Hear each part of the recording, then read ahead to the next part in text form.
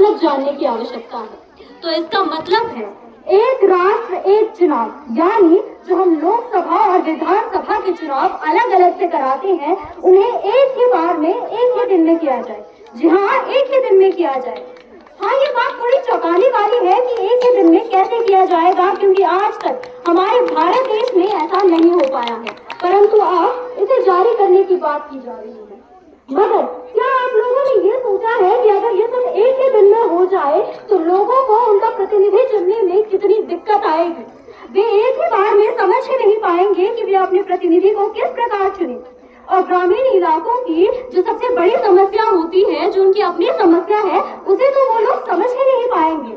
और दूसरी बात आती है कि खर्च कम होगा।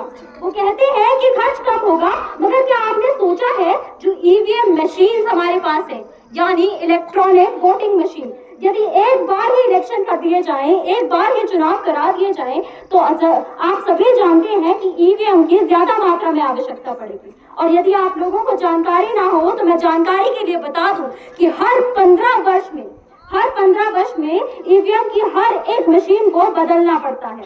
और नई ईवीएम की मशीन लाने के लिए 9,284.15 करोड़ रुपए की जरूरत पड़ेगी। तो फिर आप कहते हैं कि रुपए की बचत होगी, तो मैं पूछती हूँ कि कहाँ से रुपयों की बचत होगी? अभी ये तो मशीनों की बात है। फिर मैं कहती हूँ कि चुनाव कराने में कितना पैसा खर्च होगा?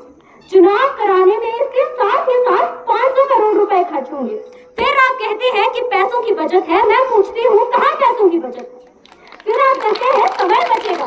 अरे फिर आप लोग कहते हैं कि समय बचेगा। मैं पूछती हूँ कैसे समय बचेगा, जब इलेक्शन का यानी चुनाव का परिणाम लाने में ही समय लग जाएगा। एक ही बार में लोग कैसे इतने सारे इलेक्शन का परिणाम लाएंगे? मैं पूछती हूँ कैसे बचेगा? आप कहते हैं कि बचेगा, आप कहते हैं पैसा बचेगा, तो मैं पूछती हूँ कैसे पैसा बचेगा? अगर वो पैसा जो नई ईवीएम की मशीनों को लाने में लगाया जा रहा है, उसको किसी ग्रामीण इलाके के विकास करने में लगा दिया जाए, तो आज क्या हो जाए? किसी ग्रामीण इलाके में बिजली की समस्या है, किसी में पानी की समस्या है, तो किसी में किसी चीज की समस्या है।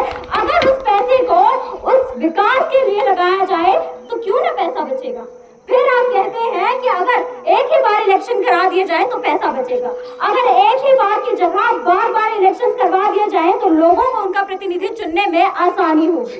बाद में पूरे वर्ष ये तो आप लोगों को बुरा नहीं लगेगा कि हमने गलत प्रतिनिधि चुना, जिसकी वजह से आज हमें ये भुगतना पड़ेगा। कोई वादा करता है कि मैं तुम्हारे लिए बिजली ला कर दूंगा, कोई वादा करता है कि मैं तुम्हारे लिए बिजली ला कर दूंगा, कोई कहता है मैं तुम्हारे लिए पानी ला कर दूंगा। मैं आप लोगों से पूछती हूँ, आपके गांव में पानी की समस्या कहाँ तक खत्म हुई?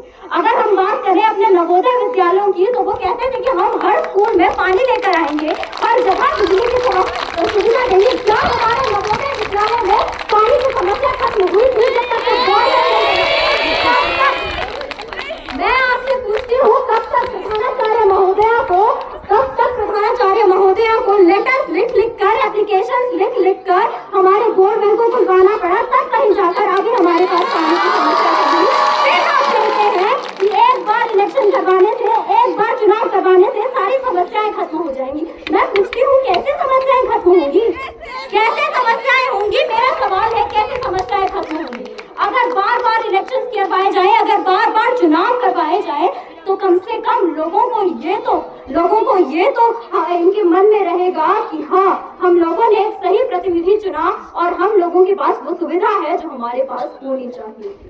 अंत में मैं आपका ज्यादा समय न लेती हुई बस इतना ही कहना चाहूंगी कि इधर उधर की बातों पर ध्यान न दें और दूसरे देशों की देखा देखी में गलत निर्णय लेने की जल्दबाजी बिल्कुल भी ना करें। सोचें, समझें और तभी मतदान करें। धन्यवाद। जय हिंद, जय भारत।